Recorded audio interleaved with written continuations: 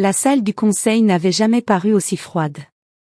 Peut-être était-ce la pluie qui martelait les vitres, ou peut-être la façon dont mon frère Greg se tenait là, le visage tordu par une expression mêlant triomphe et dégoût. Notre mère, Diane, était assise en bout de table, à la place où notre père s'asseyait autrefois, les mains serrées si fort que ses jointures en étaient devenues blanches. Nous le savions, cria Greg, sa voix résonnant contre les murs lambrissés de chêne. Il attrapa une liasse de papier sur la table et me les lança. Ils s'éparpillèrent sur mes genoux, sur le sol, flottant lentement comme des accusations rendues tangibles. Tu as détourné l'entreprise familiale ces dernières années. Nous avons des preuves, Andrea. De vraies preuves. Je ne bougeais pas. Je ne bronchais même pas lorsqu'une feuille me frappa le visage.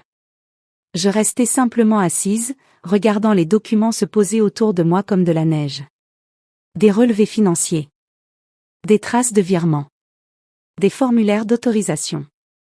Ma signature sur chacun d'eux. Sauf que ce n'étaient pas mes signatures. Pas vraiment. Regarde-les. Greg faisait maintenant les 100 pas, ses chaussures coûteuses claquant sur le parquet. 847 000 € transférés hors des comptes de l'entreprise sur 18 mois. Tous autorisés par toi. Tous envoyés vers des sociétés écrans qui n'existent même pas. Greg, s'il te plaît, dit maman d'une voix tremblante. N'allons pas. Pas quoi, maman?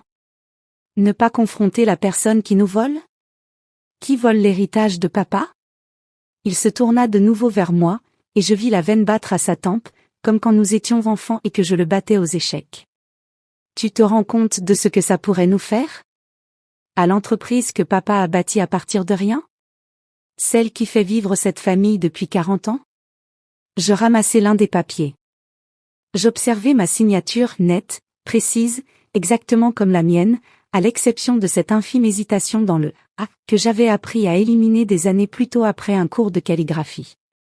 Celui qui avait falsifié ces documents avait fait un travail remarquable. Juste pas tout à fait assez remarquable.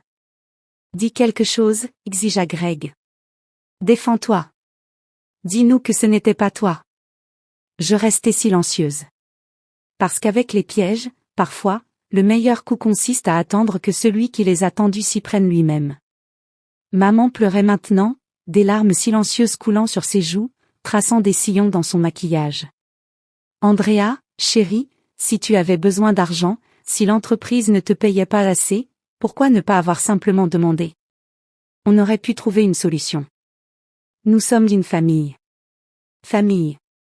Le mot avait un goût amer dans ma bouche. Elle n'avait pas besoin d'argent, dit une voix depuis l'entrée. Sèche. Professionnelle. Sans appel. Nous nous retournâmes tous. Mon avocate, Selene Hart, se tenait là dans son tailleur gris anthracite, ses talons claquant tandis qu'elle entrait dans la pièce avec l'assurance de quelqu'un qui savait exactement comment tout cela allait se terminer. Elle avait aussi été l'avocate de mon père, avant que le cancer ne l'emporte il y a 2 ans. Elle connaissait cette entreprise sur le bout des doigts. Et cette famille encore mieux. Derrière elle se trouvait un homme que je ne reconnaissais pas une 50aine d'années, les cheveux argentés, et ce genre de visage qui avait vu trop de salles d'audience. Qui êtes-vous, bon sang, lança Greg. Killian Bergström, répondit l'homme avec un léger accent scandinave. Analyste forensique en documents. Je travaille avec Maître Hart depuis 3 mois. 3 mois. Voilà depuis combien de temps je savais que quelque chose n'allait pas. Depuis combien de temps j'enquêtais discrètement, rassemblant des preuves, gardant le silence tout en regardant mon frère jouer à son petit jeu. Selene posa sa mallette sur la table avec un bruit sec. Avant de poursuivre ces accusations, je pense que nous devons examiner certains faits. Andrea, vous êtes restée silencieuse comme je vous l'avais conseillé. Très bien. Conseillé? Le visage de Greg devint rouge. Tu étais au courant? Bien sûr que tu l'étais, tu es son avocate. Je suis l'avocate de la famille, corrigea Selene sèchement. Ce qui signifie que je représente les intérêts de Hartmann Industries, pas ceux d'un membre de la famille en particulier. Et à l'heure actuelle, ses intérêts sont gravement menacés. Elle ouvrit sa mallette et en sortit un dossier. Bien plus épais que celui que Greg agitait. Monsieur Bergström, je vous en prie. Kylian s'avança et sortit plusieurs documents. Il les posa sur la table, les superposant à ceux que Greg m'avait jetés. Voici les autorisations de transfert que M. Hartmann présente comme preuve de fraude. Je les ai examinées en profondeur à l'aide de plusieurs méthodes analytiques, analyse spectrale, analyse des points de pression, examen microscopique des motifs d'encre. Et, murmura maman.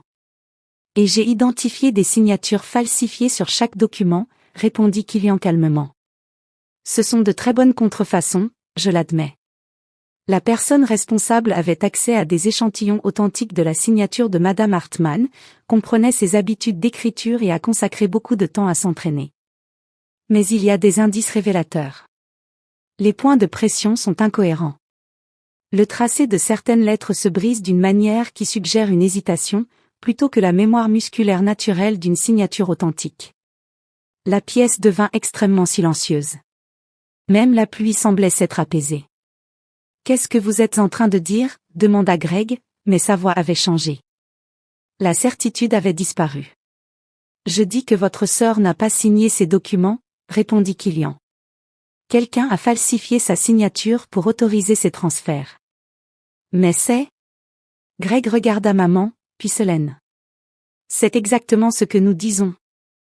Quelqu'un a dû les falsifier pour la piéger, pour faire croire que... » Nous savons qui les a falsifiés, l'interrompit Solène. Elle sortit un autre document de son dossier. Parce que nous avons trouvé les feuilles d'entraînement. Des dizaines. Des pages et des pages de quelqu'un apprenant à reproduire la signature d'Andrea. Elle se trouvait dans un tiroir verrouillé de ton bureau, Greg. La couleur quitta son visage si rapidement que je crus qu'il allait s'évanouir. C'est impossible, dit-il. Vous ne pouvez pas simplement entrer dans mon bureau. Nous avions un mandat, répondit Solène calmement.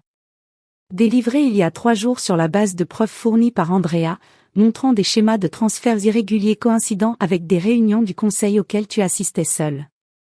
Des réunions où Andrea se trouvait commodément à l'étranger pour des voyages d'affaires, voyages que, fait intéressant, tu lui suggérais souvent. Maman se leva brusquement, sa chaise raclant bruyamment le sol. Greg, dis-moi que ce n'est pas vrai. Maman, je peux expliquer. Les sociétés écrans, dis-je doucement. Mes premiers mots depuis le début de cette réunion. Tous se tournèrent vers moi. Parle-leur des sociétés écrans, Greg. Dis-leur à qui elles appartiennent. Sa mâchoire se crispa. Je ne vois pas de quoi tu. Silverstone Consulting, poursuivis-je d'une voix calme. Enregistré au Luxembourg. Nordic Advisory Group. Enregistré à Malte. Peak Performance Holdings. Enregistré à Chypre. Tout enregistré au nom de la même personne. Tout à toi. Tu ne peux pas prouver ça, dit Greg, mais il transpirait maintenant. Je voyais l'humidité s'étendre le long de son col. Solène sourit. Ce n'était pas un sourire aimable. En réalité, si, nous le pouvons. Kylian n'est pas seulement analyste en documents. Son cabinet est également spécialisé dans les enquêtes financières d'entreprise. Nous avons retracé chaque euro. Suivi l'argent à travers 3 niveaux de sociétés écrans, des comptes offshore, des montages financiers conçus pour dissimuler les propriétaires. Cela a pris des mois, mais nous avons tout retrouvé. Elle sortit d'autres documents. Des relevés bancaires. Des immatriculations d'entreprise. Des registres de transfert. Une trace écrite qui menait directement à mon frère. 847 000 €, poursuivit Solène. Détournés de l'entreprise familiale sur 18 mois. Utilisés pour financer quoi, Greg? Des dettes de jeu? De mauvais investissements? Un train de vie que tu ne pouvais tout simplement pas te permettre avec ton salaire? C'était censé être un prêt, dit Greg désespérément en se tournant vers maman. J'allais le rembourser. J'avais juste besoin d'un peu de temps. Un prêt? Je me levai, tremblante. Pas de peur. De rage. Une rage pure et brûlante que je retenais depuis des mois. Tu as volé près d'1 million d'euros à l'entreprise de notre père. Tu as falsifié ma signature. Tu étais prêt à m'envoyer en prison pour sauver ta peau, et tu appelles ça un prêt? Andrea, s'il te plaît. Tu sais ce que tu m'as fait vivre? Ma voix montait maintenant. Il y a 3 mois, quand les auditeurs ont signalé les anomalies pour la première fois, quand ils m'ont convoqué dans leur bureau et m'ont montré ces signatures, ces transferts, tu sais ce que ça fait? Voir mon nom sur des documents que je n'ai jamais signés? Les entendre m'accuser de vol? Maman retomba lourdement sur sa chaise, le visage livide. Greg, comment as-tu pu? J'ai paniqué, cria-t-il. J'ai fait de mauvais investissements, d'accord? Je pensais pouvoir récupérer l'argent avant que quelqu'un ne s'en rende compte. Mais les auditeurs ont commencé à poser des questions et j'avais besoin d'un coupable. Quelqu'un à qui ils pourraient croire. Alors tu as choisi ta sœur, dit Solène froidement. La personne en qui ton père avait suffisamment confiance pour la nommer directrice financière. Celle qui maintenait cette entreprise à flot pendant que tu jouais au directeur des opérations. L'entreprise allait mal, répliqua Greg. On avait besoin de liquidités. J'essayais d'aider. En volant? Je n'en croyais pas mes oreilles. En commettant une fraude? En me piégeant? Je ne pensais pas que ça irait aussi loin, dit-il, et cette fois il pleurait. Vraiment. Je pensais déplacer l'argent, faire des profits, puis le remettre en place. Personne ne l'aurait jamais su. Mais tout a mal tourné, les auditeurs ont remarqué, et j'ai paniqué. Je suis désolée, Andrea. Vraiment, vraiment désolée. Solène referma son dossier d'un geste sec. Désolée ne suffit absolument pas, monsieur Hartmann. Nous parlons de multiples chefs d'accusation, fraude, falsification, détournement de fonds et tentative de faire condamner une personne innocente. Si cette affaire va au tribunal. Non, dit soudain maman. Non, ça ne peut pas aller au tribunal. Nous la regardâmes tous. Maman, dis-je prudemment. Il a essayé de m'envoyer en prison. Il a volé l'entreprise de papa. Je sais ce qu'il a fait, répondit-elle d'une voix dure comme je ne lui en avais jamais entendu. Et il en subira les conséquences. Mais si cela devient public, si nous portons plainte, tout ce que ton père a construit sera détruit. L'entreprise. Notre réputation. Tout. Alors que proposez-vous? Demanda Solène. Maman regarda Greg avec une expression mêlant amour et dégoût. Il démissionne. Immédiatement. Il cède ses parts de l'entreprise à Andrea. Il rembourse chaque centime, même si cela lui prend le reste de sa vie. Et il ne remet plus jamais les pieds dans ce bâtiment. Maman, s'il te plaît, commença Greg. Tu es mon fils, dit-elle, la voix brisée. Et je t'aime. Mais tu n'es pas ton père. Tu ne l'as jamais été. Tu étais jaloux. Jaloux d'Andrea, de la confiance que ton père lui accordait. Et tu as laissé cette jalousie faire de toi ce que tu es devenu. Le silence qui suivit fut écrasant. Kilian s'éclaircit la gorge. Pour information, si les signatures sont officiellement confirmées comme des faux, et elles le seront, et si des poursuites pénales sont engagées, M. Hartmann risque au minimum 10 ans de prison. Peut-être davantage, compte tenu de la préméditation. 10 ans? Murmura maman. Elle me regarda, les yeux suppliants. Andrea, s'il te plaît. C'est ton frère. Je réfléchis. À papa, travaillant 18 heures par jour pour bâtir cette entreprise à partir de rien. À la confiance qu'il m'avait accordée en me nommant directrice financière alors que Greg était plus âgé. À son regard, 3 mois avant sa mort, lorsqu'il m'avait prise à part et dit. C'est toi qui comprends vraiment cette entreprise. Prends en soin quand je ne serai plus là. Je pensais aux 3 derniers mois. Aux nuits sans sommeil. À l'enquête. À la peur qu'un jour, peut-être, j'ai réellement signé ces documents et oublié. À la terreur d'aller en prison pour quelque chose que je n'avais pas fait. Et je pensais à Greg. Mon grand frère. Celui qui m'avait appris à faire du vélo. Celui qui m'avait aussi volé mes jouets et accusé d'avoir cassé des fenêtres. Celui qui avait toujours mal supporté que papa me fasse davantage confiance. Voilà ce qui va se passer, dis-je enfin. Greg démissionne aujourd'hui. Il cède ses parts. Il a 1 an pour rembourser la totalité, avec intérêt. 10%.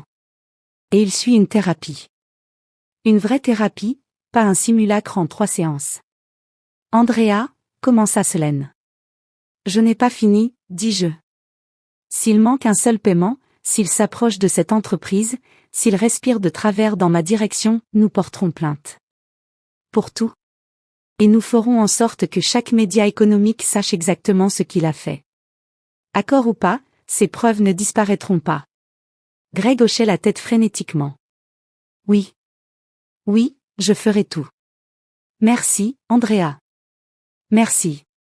Ne me remercie pas, dis-je froidement. Je ne fais pas ça pour toi. Je le fais pour papa.